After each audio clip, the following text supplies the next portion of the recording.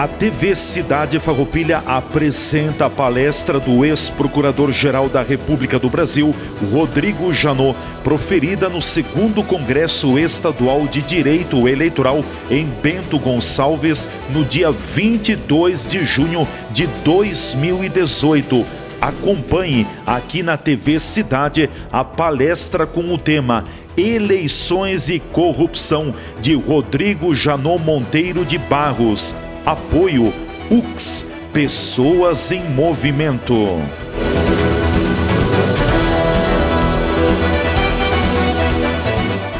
O processo eleitoral, ele não pode ser visto como algo solto, né, mas dentro de um contexto em que nos leve a uma evolução do processo civilizatório, que nos leve à boa governança e que nos leve ao respeito e à aplicação concreta de direitos humanos que estão nos objetivos sustentáveis da ONU, né? O que nos interessa está ali, é o objetivo 16. Um processo eleitoral nos leva a isso: paz, justiça e instituições eficazes. No seguinte sentido,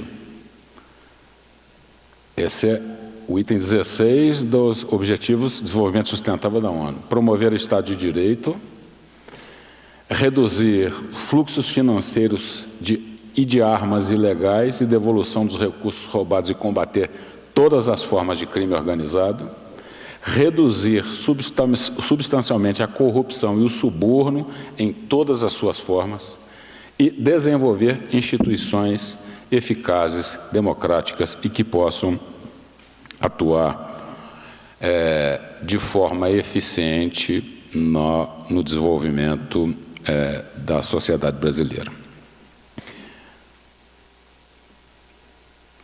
Esse é um exercício de pensamento, um exercício de se olhar pelo espelho retrovisor, o quanto estava e está contaminado o nosso processo eleitoral. Sem uma profunda mudança do nosso sistema eleitoral, sem uma profunda mudança do nosso sistema partidário, inclusive,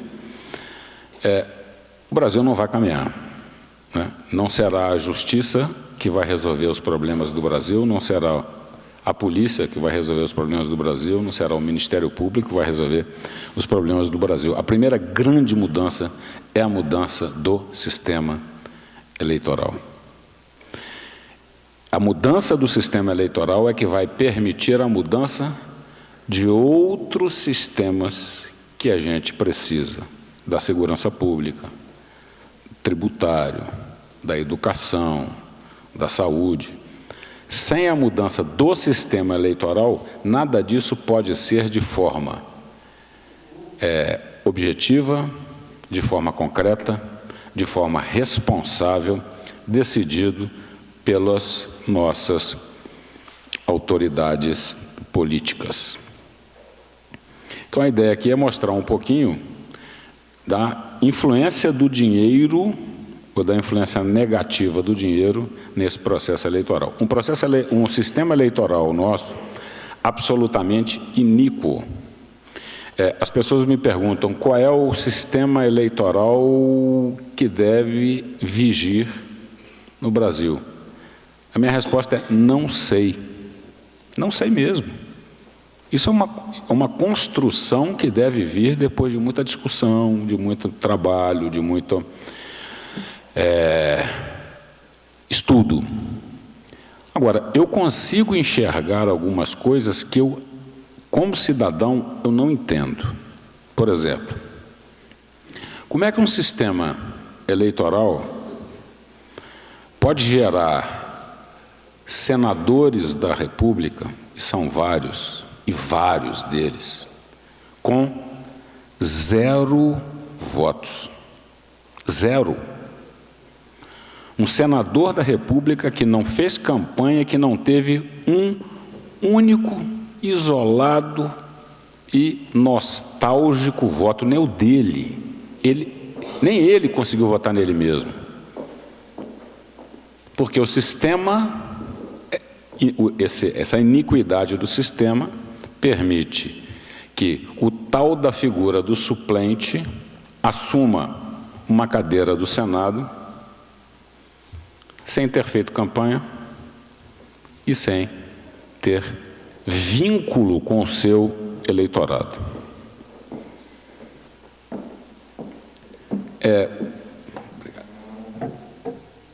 Para mim é muito difícil também entender como deputados federais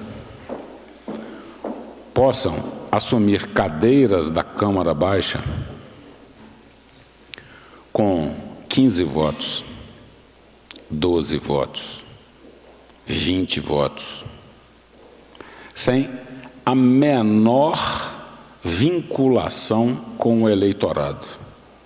Se a gente fizer um exercício aqui de cidadania do One Man, One Vote, a gente sabe em quem vota, mas a gente não sabe quem a gente elege. Né? Nós temos dois casos clássicos no Brasil, Enéas e Tiririca, que arrastaram com eles, subiram o coeficiente eleitoral do partido e arrastaram com eles figuras que se tornaram deputados federais e que tinham 15, 12, 20 votos. E essas pessoas não tinham, como hoje não têm, nenhuma vinculação geopolítica com nenhuma base eleitoral. Os eleitores não sabem quem são e eles não devem nenhuma satisfação a ninguém que os elegeu. Um sistema que tem um sem número de partidos, que são partidos que existem para literalmente obter tempo de televisão, tempo de rádio, participação no fundo eleitoral e depois fazer disso um comércio. E partidos que não querem ampliar, partidos que não querem crescer, partidos que não querem aumentar a sua base, porque querem continuar dessa mesma forma. Então, são essas e outras tantas iniquidades do nosso sistema eleitoral que eu não consigo entender como cidadão, eu não consigo entender como eleitor, e que demanda da gente muita reflexão para uma mudança do sistema mãe de todos os outros sistemas, que é o sistema eleitoral que vai permitir todas as grandes reformas que o Brasil precisa, né? Eu vou me reportar a um sistema antigo, que era um sistema em que se permitia o financiamento eleitoral de pessoas jurídicas, porque esse assunto é recorrente e esse assunto volta e voltará, né, à discussão. Essa grande investigação que se desenvolveu no Brasil, dessa grande investigação, a gente tirou algumas conclusões desses processos, né? Pessoas jurídicas que faziam doações para campanhas eleitorais recebiam em troca algo assim, nada republicano. Então vamos lá, contratos com a administração pública direta ou indireta em processos licitatórios fraudados, isenções e renúncias fiscais, empréstimos de bancos públicos a taxa de juros abaixo da corrente de mercado, manipulação de processo legislativo, os jabutis colocados em medidas provisórias, né? As obtenções que se conseguiam no parlamento através de aprovação legislativa para favorecer empresas ou determinados setores da economia. E decisões administrativas favoráveis a essas empresas naquilo que lhes era interessante fazer na sua atividade profissional. Criada a lei, criada a volta na lei, né? Se cria a lei, rapidamente as pessoas conseguem identificar a forma de burlar essa lei. Então, Hoje, nós temos relatos, ainda não no Brasil, mas em outros países, um específico, de origem latina e de formação muito próxima da formação brasileira, em que as organizações criminosas já não fazem mais doações a campanhas eleitorais. Porque a doação hoje, o dinheiro que circula para campanhas eleitorais e para candidatos, é um dinheiro que cada vez mais é difícil de se esconder, seja porque está difícil o Caixa 2, seja porque está difícil o uso de offshore, seja porque está difícil colocar dinheiro fora do país, seja porque está difícil guardar dinheiro em mala, as malas são descobertas também. Então, tem uma nova forma agora.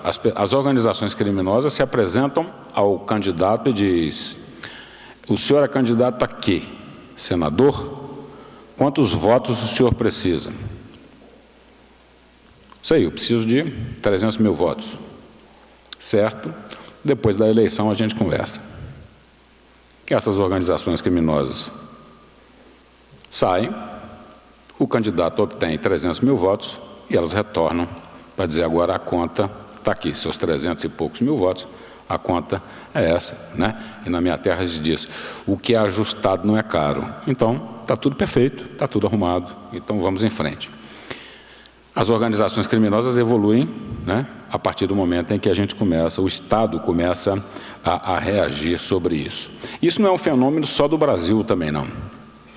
Nós temos aí democracias muito mais antigas que a democracia brasileira, e que essa questão do financiamento de campanha, do financiamento espúrio de campanha, elas existem, né? Então nós temos exemplos, está aí, eu não vou ler, está aí para vocês olharem, né?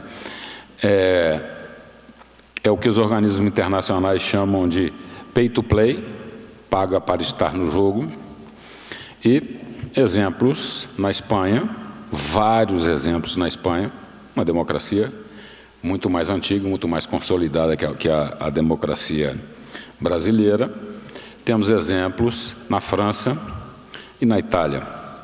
Na França, chegou-se à criatividade de criar fundos secretos para financiar candidatos e campanhas eleitorais.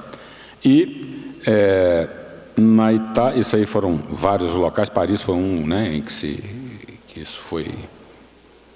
O braço da justiça conseguiu identificar esse financiamento desses fundos secretos. E no que se refere ao modelo italiano, nós tivemos ali, anos depois da aprovação da Constituição italiana, depois da guerra, conseguiu-se, né, a aprovação de fundos públicos para financiamento de campanhas. Não estou defendendo nenhum modelo, por enquanto, né?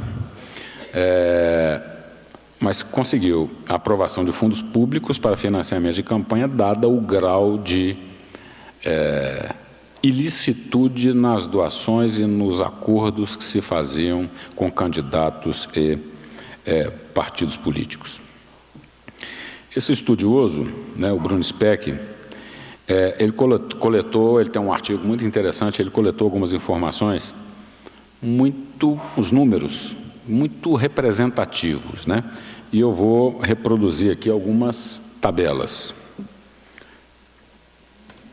Então, nessa tabela, nós temos aí, na eleição de 2010, foram os 20 maiores doadores de campanhas eleitorais. Foram 20 pessoas jurídicas. Alguns nomes conhecidos nossos, né, hoje, e na época eram grandes empresas que, em determinado momento, chegaram a evocar o orgulho nacional de uma grande empresa que detinha tecnologia, que exportava tecnologia, que tudo isso fazia. A gente pode ali ver os números, né, das doações. Alguns bancos que depois estiveram envolvidos. Por exemplo, um ali que eu vejo, não vou nominar as empresas, né? Mas um ali eu vejo, estava envolvido no caso do Mensalão.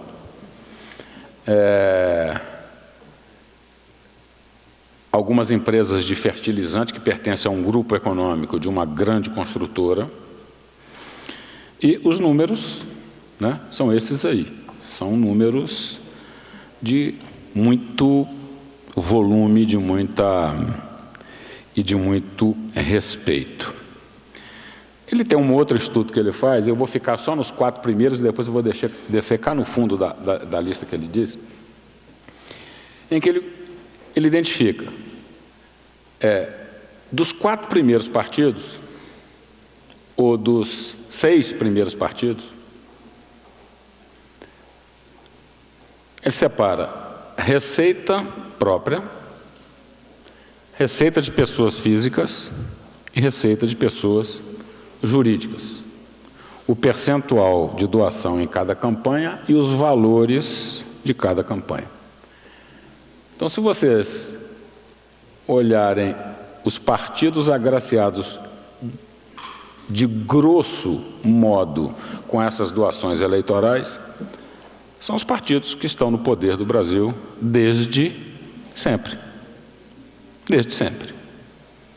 Esse é um outro aspecto que a gente vai ver logo em seguida, qual era essa estratégia dessas doações. E se você desce ao final da tabela,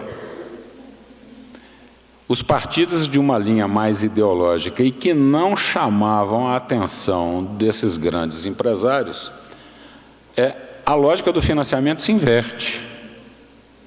O grosso é de recurso próprio, de doação de pessoas físicas e um mínimo de pessoas jurídicas.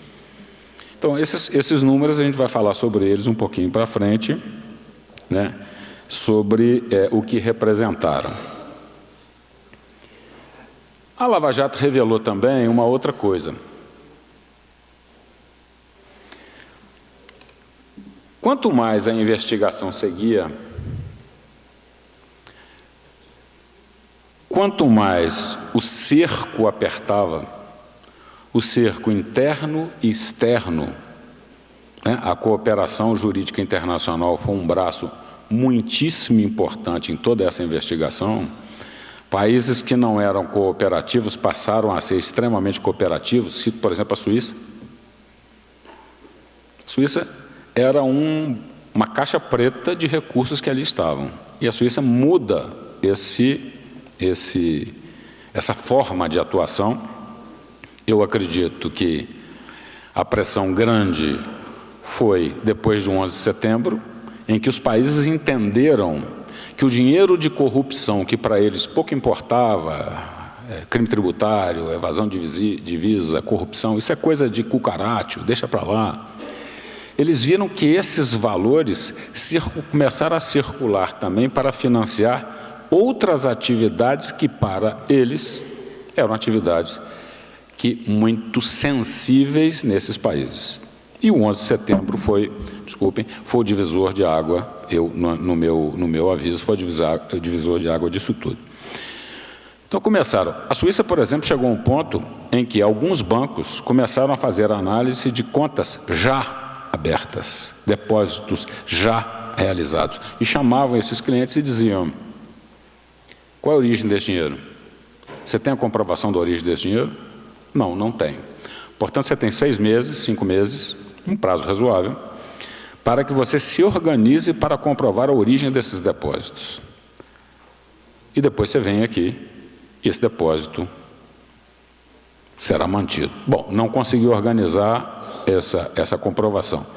Então você tem aí X meses para transferir o saldo da tua conta para uma outra conta em outro banco que você me aponte. A gente faz a transferência direta. Só que o outro banco dizia: qual é a origem desse dinheiro? E o circo começou a se fechar. Chegou-se ao final, o correntista recebeu um cheque administrativo do banco e disse: está aqui, um cheque administrativo do banco, sacado contra o próprio banco, garantia de liquidez de 100%, tome o cheque administrativo e vá se virar, vai ver onde é que você deposita esse dinheiro. E começou então a mudar o circuito do dinheiro ilícito para alguns países da Ásia, alguns países da África, que a insegurança da integridade do depósito em si era enorme. Então, com esse contexto todo, o que a gente conseguiu observar? Você tinha uma doação ilícita, que era o famoso chamado Caixa 2. Só que a gente começou a observar, com a ajuda dos colaboradores da Justiça, outro instrumento muitíssimo importante dessa investigação, a colaboração premiada, que Caixa 1, que é aquela doação lícita, aquela declarada à Justiça Eleitoral, era nada mais, nada menos do que uma forma de pagamento de suborno. Então, como o sujeito não tinha como receber o dinheiro, como é que ele fazia para receber? Campanha eleitoral, doa para o partido, doa para mim, e eu declaro isso, você pega o seu recibo eleitoral, e eu declaro isso na Justiça Eleitoral. Formalmente perfeito, só que fruto de suborno, captura de contrato fraudado, fruto de cartelização de mercado, né? Manipulação de processos legislativos. Então, isso gerava o quê? A doação de Caixa 1 como fonte de ilícito. Naquela primeira tabela dos 20 maiores doadores, nas eleições de 2010, depois de iniciada a Lava Jato começa final de 2013, começo de 2014, a gente observou que 12 daquelas empresas que estavam ali, como maiores doadores, 12 em 20, estavam todas envolvidas no processo da Lava Jato.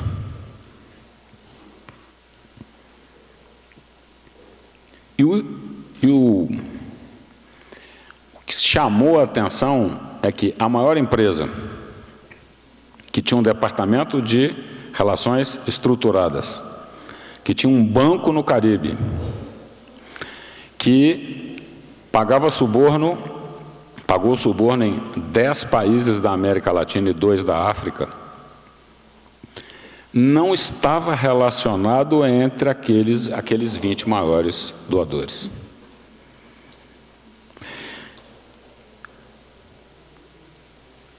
As doações eram todas ilícitas e todas feitas de maneiras variadas, de Caixa 2, depósitos feitos no exterior e assim por diante. Na segunda tabela, em que nós temos aqueles 6 primeiros partidos que recebiam grandes valores de doação, ali revela o quê? É o pay to play. Eu vou financiar os partidos que estão, desde sempre, no comando político do país. Quem ali estiver, eu vou ter o retorno. Então, era o descarado pay to play para aqueles grandes partidos. Na ADI 4.650, que foi aqui o Supremo proíbe o financiamento de pessoas jurídicas para campanhas eleitorais, alguns números surgiram ali e são muito eloquentes, né? Eles falam por si. Esses números revelam que a competição eleitoral era uma competição frustrada, não havia de forma correta, e a gente vai ver um pouquinho mais na frente que existe uma relação direta entre dinheiro e resultado eleitoral positivo. Os partidos que mais dinheiro tinham, os candidatos que mais dinheiro tinham, né, eram eleitos, os partidos tinham mais cadeiras no parlamento, numa relação direta entre dinheiro e obtenção de cadeiras.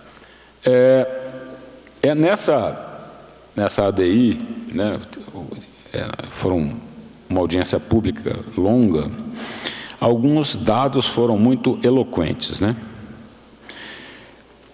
Em 2002, nós tivemos ali candidatos que gastaram no total 798 milhões para as campanhas eleitorais. Quando a gente chega em 2010, tem um errinho aí, em 2012 a 2010, esses valores saltam para 4,5 bilhões, são 471% de aumento, e nesse período o PIB brasileiro cresceu 41%, a inflação acumulada foi de 78%. O professor Geraldo Tadeu demonstrou o custo per capita das campanhas eleitorais do Brasil. A campanha eleitoral no Brasil, ela atinge per capita 10,93 dólares.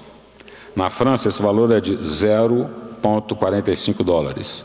No Reino Unido, 0,77 dólares. E na Alemanha, 2,21 dólares. Em relação ao PIB, a gente consegue bater o gigante americano, né? O valor investido em campanha eleitoral no Brasil é 0,89% do PIB, enquanto que nos Estados Unidos, 0,38% do PIB. As eleições gerais de 2010, um deputado federal custou, em média, 1,1 milhão. E o senador, 4,5 milhões.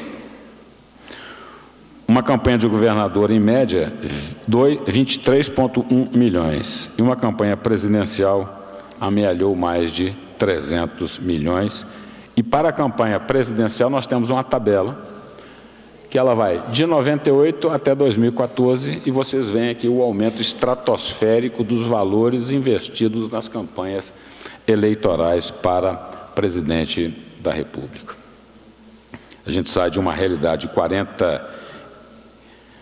49 milhões em 98 e vamos para uma realidade de 700 milhões ou mais um pouco em 2014.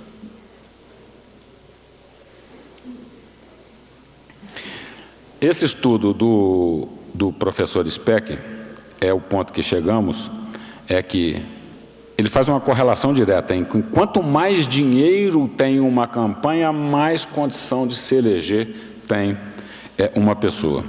Então, qual é a ideia? É a gente reflexionar aqui, fazer uma reflexão profunda de qual o sistema de financiamento de campanha eleitoral que nós queremos. Hoje não temos mais, por enquanto, o financiamento de pessoas jurídicas.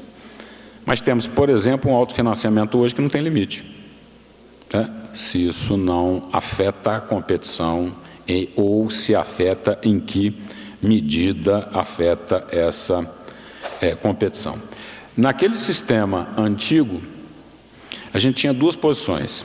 As pessoas jurídicas escolhem um candidato ao partido em que vão apoiar, é um lado.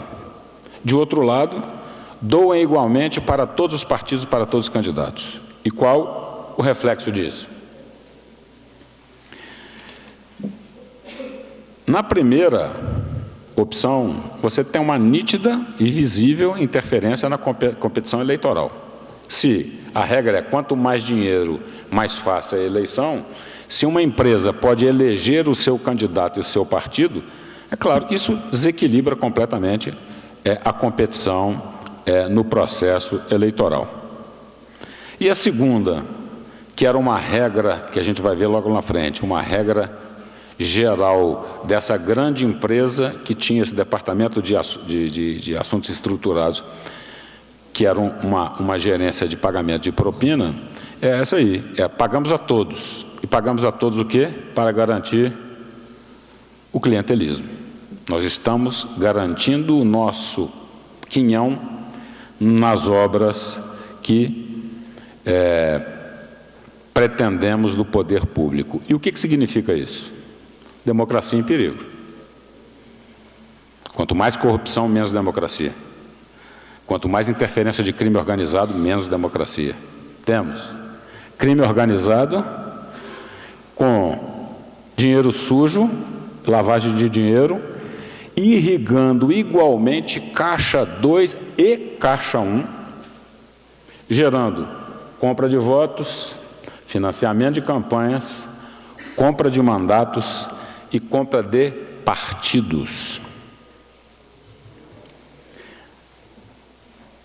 Aí nós temos essa grande discussão que é: quando os órgãos de controle do Estado se voltam para fazer esse tipo de apontar esse tipo de situação, para investigar esse tipo de situação, qual é o argumento que surge? Os órgãos de controle estão criminalizando a política. Olha, a gente começou a falar aqui que sem um sistema político íntegro, não é possível sairmos dessas várias crises que o país gera. Portanto, não é interesse de ninguém criminalizar a política. Agora, bandidos não podem se esconder em mandatos, seja do Legislativo, seja do Executivo, para continuar agindo, praticando ilícito. Então, não se trata aqui de criminalizar a política, mas se trata aqui de alcançar bandidos, alcançar criminosos, alcançar integrantes de organização criminosa que capturaram parte do Estado para a sua própria proteção e para continuar agindo ilicitamente no seu próprio interesse e no interesse dos segmentos que representa. Nós temos, conhecidos de todos, os princípios que inspiram o processo eleitoral: soberania popular, legitimidade e lisura das eleições, moralidade eleitoral, igualdade da campanha, transparência na prestação de contas, proibição do abuso de poder econômico, boa governança, probidade na gestão administrativa e defesa da concorrência e igualdade competitiva. É isso que se busca. Não se busca criminalizar a política.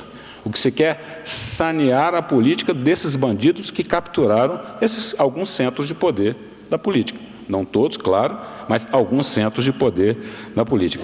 E se a gente fizer um paralelo, quais são os princípios do crime organizado? Hierarquia organizacional, busca de lucros e maximização de benefícios, planejamento empresarial, divisão do trabalho, uso da violência e da intimidação, lei do silêncio, controle territorial, corrupção, simbiose com o Estado, infiltração na economia e na vida política. E esses aqui são aspectos visíveis hoje: infiltração na economia e na vida política, simbiose com o Estado, corrupção e lei do silêncio. Essa lei do silêncio, para a gente usar um português bem simples, falou, morreu. É a lei que vigora nas organizações de escopo mafioso na Itália. Lei da omertà. Abriu o bico, morreu. E a única maneira que nós tivemos para quebrar a lei do silêncio e para conhecer essas estruturas do crime organizado foi através de uma ferramenta poderosíssima que se chama colaboração premiada.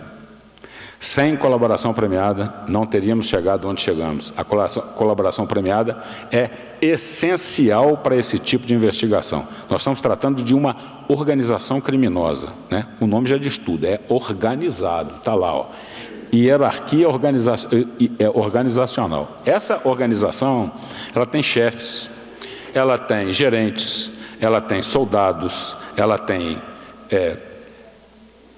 pessoas que trabalham em diversos escalões dentro dela, ela tem divisão de tarefas, ela tem maneiras de aplicar o seu próprio dinheiro e de esconder o seu próprio dinheiro, de lavar o seu próprio dinheiro, tem os crimes que comete, tem as formas de cometer esse crime, e a única maneira possível que uma investigação possa chegar a essas investigações criminosas, essas organizações criminosas, tendo informação de dentro para fora. Só tem duas formas possíveis da gente conseguir informação de dentro para fora. Ou alguém de dentro colabora, ou os órgãos de controle do Estado infiltram alguém dentro dessa organização. Agora, essa infiltração é extremamente demorada e complexa. A pessoa tem que ser colocada dentro da organização. A pessoa tem que ganhar a confiança dessas pessoas e entra fazendo atos de administração baixa para conseguir subir na estrutura organizacional dessas organizações criminosas. Então, aquilo ali, ó, a maneira de quebrar a lei do silêncio, que é uma lei fortíssima dessas organizações, que é a Omertá, né? Nós tivemos uma gravação feita com o importante senador da República, virtual, seria o virtual futuro presidente da República, ele dizia com um bandido, acertando corrupção, e dizia, pois é, nós temos que encontrar alguém, eu vou indicar alguém para receber e você indicar alguém para pagar. Agora, tem que ser alguém que a gente possa, se resolver falar, a gente possa matar. Isso aí, lei de silêncio. Está gravado. Né? Então, essas são as características do crime organizado. E por que os candidatos se valem disso? Campanhas milionárias. A gente viu aquela tabela que saiu de 798 milhões e nós fomos lá para 4,5 bilhão no complexo das eleições gerais. A necessidade de você quebrar guetos eleitorais para conseguir votos ali, o interesse em se enriquecer com o processo de corrupção da eleição, a crença que era crescente na impunidade, eliminação de adversários, né, cartelização do processo eleitoral e alguns membros de organizações criminosas que já participam abertamente do próprio processo político. E é inegável que isso causa uma contaminação da política. Não se criminaliza a política, o que você vai atrás é dos bandidos que se infiltram na política. Nós temos lá compra de voto e captação de sufrágio. É óbvio que todo esse processo de suborno que envolve e o pagamento ilícito dessas campanhas eleitorais, as pessoas que pagam, elas compram o mandato. O sujeito que recebe o mandato popular, ele, na verdade, ele é dirigido por essas organizações criminosas. Vamos ver alguns exemplos do crime organizado em algumas eleições do Brasil. Caso Collor, o caçador de Marajás e o sujeito que veio para combater a corrupção e que cai exatamente por um ato de corrupção. Maranhão, o caso Lunos, não sei se vocês lembram do caso Lunos.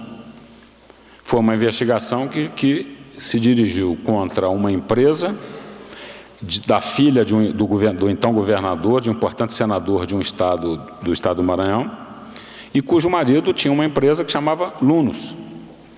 E quando se chegou a uma busca e apreensão nessa empresa, quando se abriu o cofre estava abarrotado de dinheiro.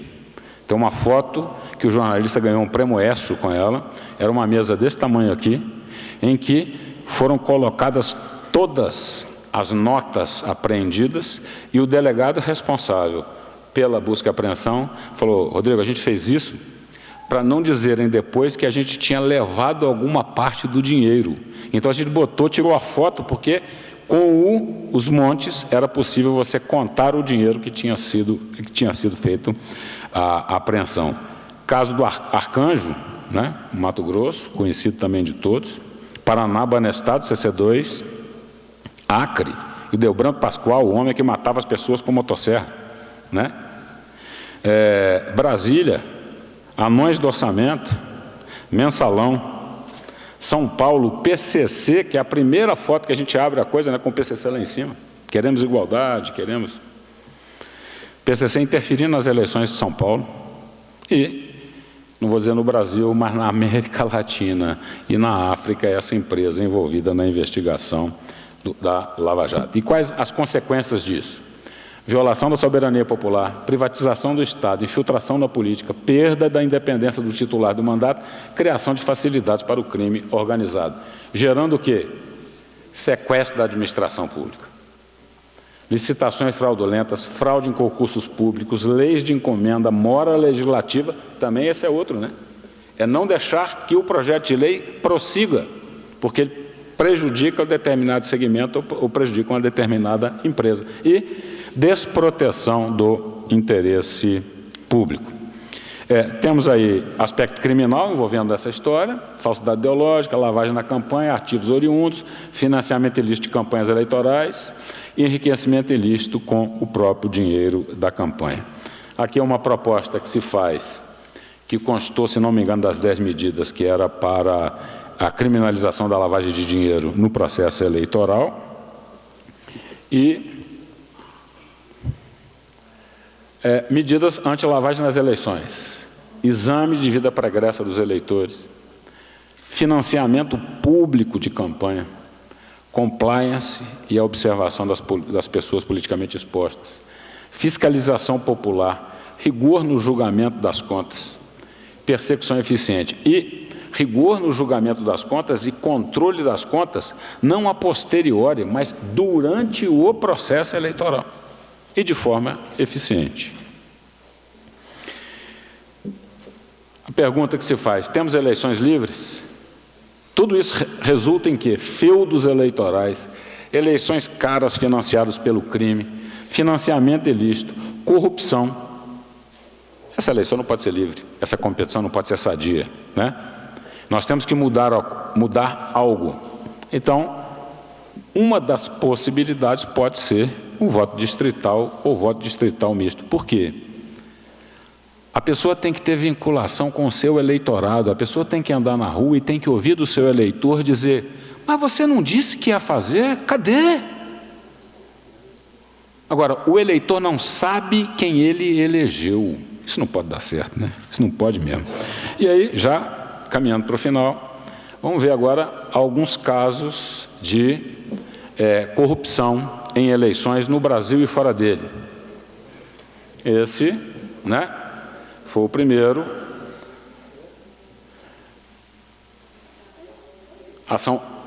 Esse cidadão seria um virtual futuro presidente da República, né? Sucederia o então presidente da República. E vejam bem, a imprensa internacional dizia o quê? O julgamento do século. O mensalão hoje, perto da Lava Jato, é um pinto. É um pinto, né? É uma pontinha do iceberg.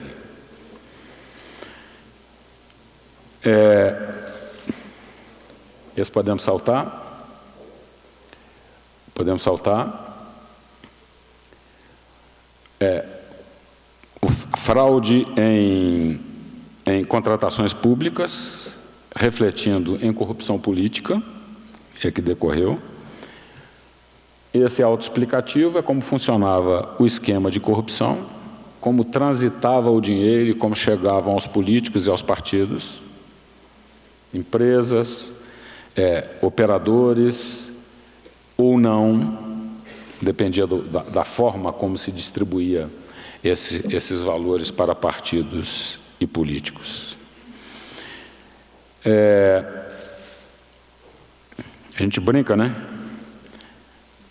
Que de 20 centavos de real a 6 bilhões de dólares foi o salto que se deu nessa investigação e devemos grande parte disso à Lei do Crime Organizado, que é a 12.850.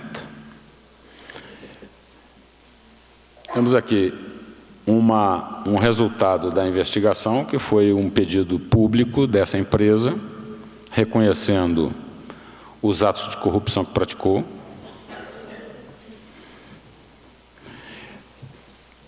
Tivemos um anterior.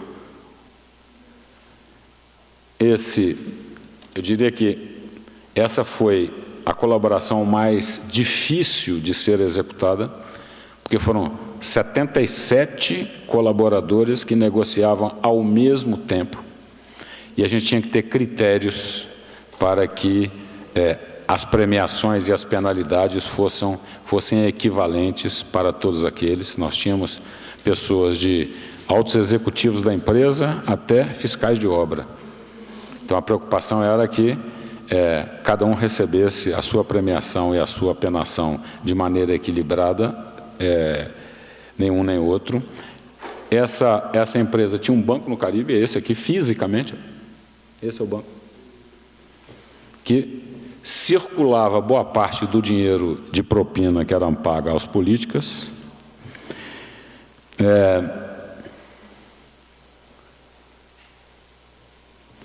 A divisão de operações estruturadas, noticiada no mundo inteiro, né, em que o mundo estarrecido, que uma empresa tinha dentro dela uma estrutura, dentro da sua, tinha um departamento dentro da sua estrutura empresarial destinada a propinas, e agora a regra de ouro.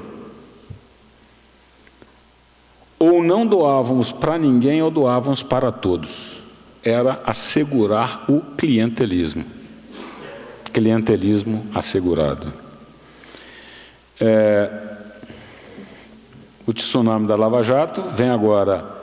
Aqui a gente tem um quadro, isso foi declarado, não é da nossa investigação, mas foi declarado na justiça americana pela própria empresa, do país, o total do valor de suborno pago, o valor do contrato e os anos que se passavam. Então a gente tem condição de fazer uma relação entre o suborno e o valor do contrato em todos esses países. Isso foi declarado, volto a dizer, DOJ de Nova York, não foi da investigação brasileira, portanto,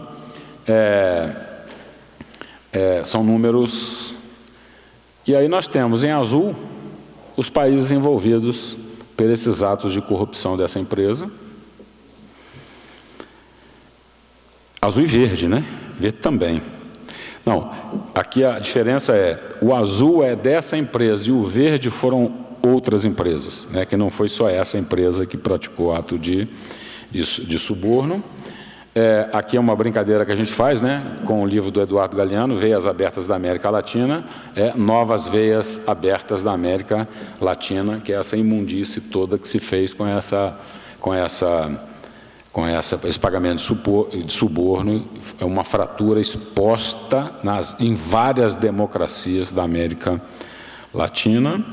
Temos aí, agora, alguns colaboradores e as indicações que tiveram, né? Angola, El Salvador, Panamá e Venezuela, João Santana e Mônica. A próxima é a prisão do João Santana. E aí começa um tour pelos países da América Latina. Nós temos aí Venezuela, temos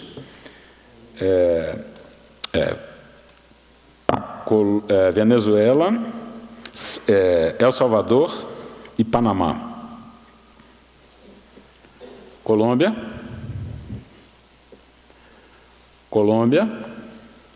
O presidente, que acabou de deixar o cargo, reconhece que a sua campanha recebeu dinheiro ilícito dessa empresa brasileira, e a empresa declara, não foi só para ela não, para ele não. É a regra de ouro, ou pagamos para todos ou não pagamos para nenhum. O opositor também recebeu dinheiro da Odebrecht, né?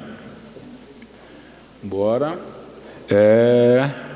República Dominicana, Equador. Foi um strike latino-americano, né? Então, as democracias todas desses países, os processos eleitorais todos desses países, né, devidamente corrompidos. O Peru, o trabalho feito pelo Ministério Público peruano foi um trabalho, 7 minutos acaba, foi um trabalho fenomenal. A gente colaborou com eles assinaram o nosso acordo penal com esses executivos, receberam os fatos e os caminhos da prova, e hoje lá no Peru me parece que são 3 ou 4 ex-presidentes que estão presos. Alcançou a candidata 3, que são 3 ex-presidentes presos, tem um que está com pedido de extradição dos Estados Unidos, que está sumido nos Estados Unidos, e alcançou também a próxima, a filha do Fujimori, né, que chegou até ele, declaração do nosso príncipe aí da República, mais presidente peruano. México.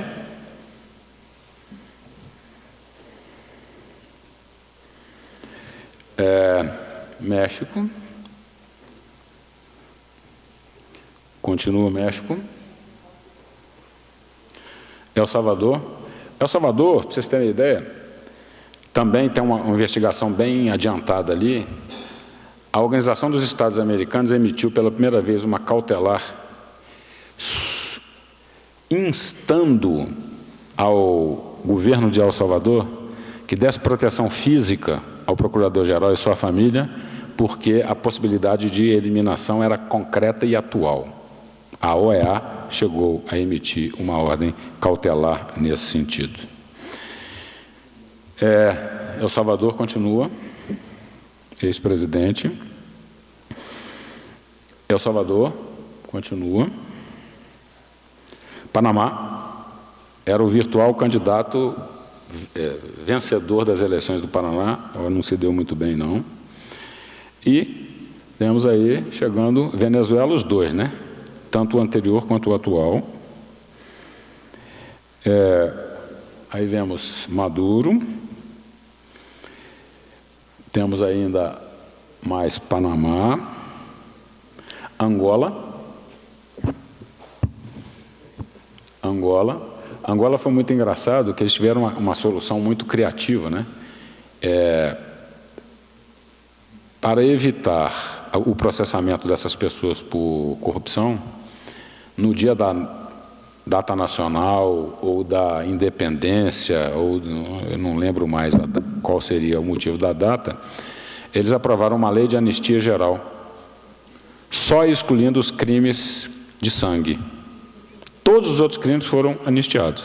Portanto, todo mundo, né, passa. Moçambique está fazendo uma boa investigação também. Antigua e Barbados.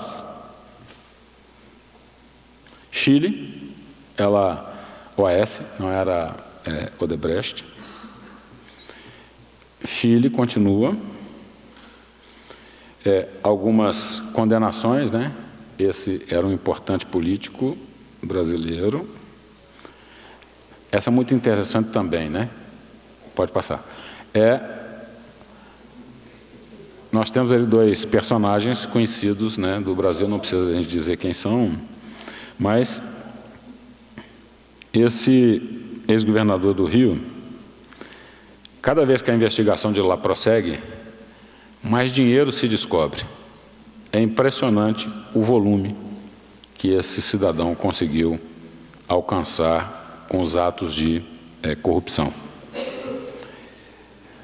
Temos o nosso, pode passar, o Eduardo Cunha.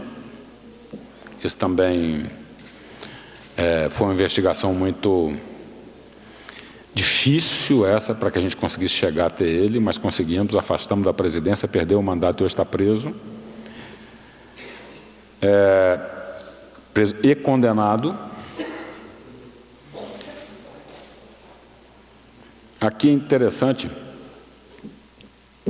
pode passar, é uma observação feita pelo ministro Sepúlveda em 2004. Em 2004, ele já falava do gigantismo da corrupção aqui no processo eleitoral. Isso é 2004. Passando. Esse é muito interessante também. No dia 22 de novembro, né, a gente brincava, pode pedir música no Fantástico esse aí. No dia 22 de novembro de 2017, estão na cadeia todos os governadores do Rio eleitos desde 98 e todos os presidentes da Assembleia escolhidos desde 95. O eleitorado fluminense tem um dever de resumir-se em 2018, isso não sou eu que digo. É o reflexo do ilícito nas campanhas eleitorais. É isso, essas pessoas que atingiam, né? Aí nós temos aí uma notícia da prisão do garotinho. Esse filme a gente precisaria de... É um filme bem curtinho, mas a gente precisaria de Wi-Fi, eu não sei se temos disponível, mas é um filme da Transparência Internacional em que ele mostra os reflexos, né, da corrupção na educação, na saúde, na infraestrutura. É bem didático, é um filminho de, sei lá, 30 segundos, é bem bacana. E aí é isso, né? Então, assim, chegamos... A ideia era essa, era mostrar de dentro para fora o que é né, o ilícito nas campanhas eleitorais e despertar em cada um de nós a necessidade de exercermos a nossa cidadania na eleição.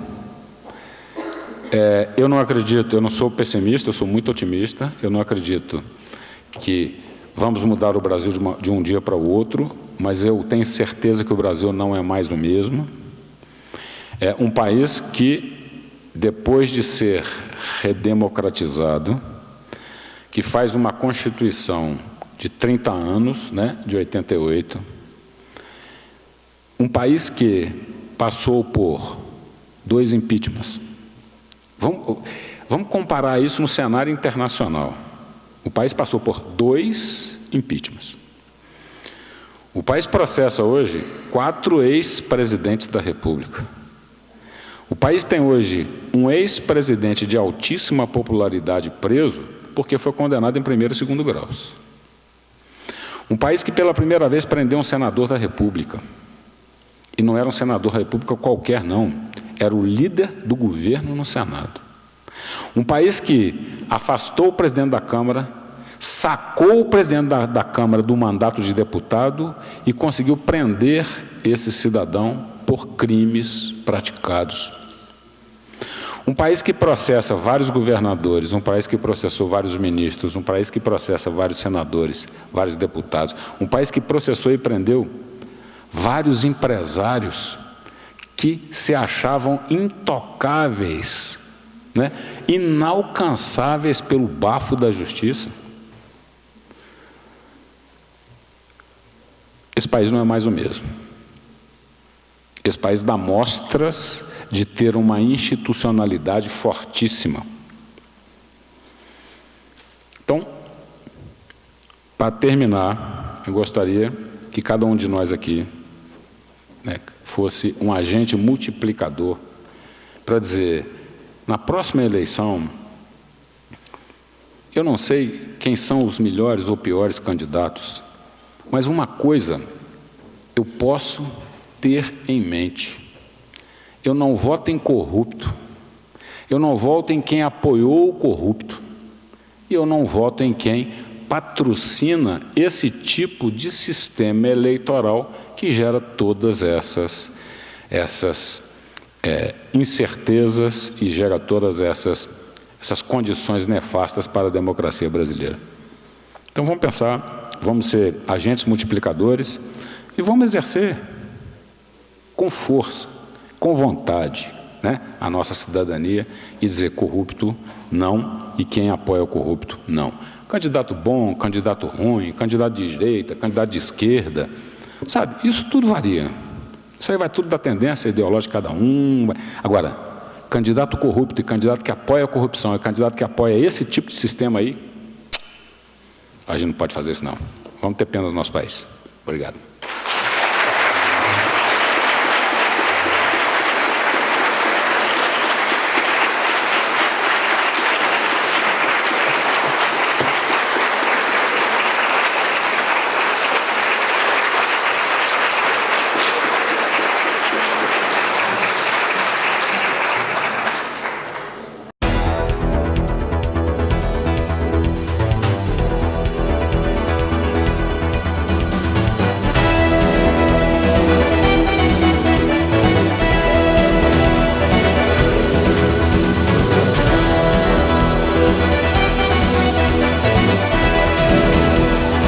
A TV Cidade apresentou a palestra do ex-procurador-geral da República do Brasil, Rodrigo Janot, proferida no 2º Congresso Estadual de Direito Eleitoral em Bento Gonçalves, no dia 22 de junho de 2018. Apoio UX, Pessoas em Movimento.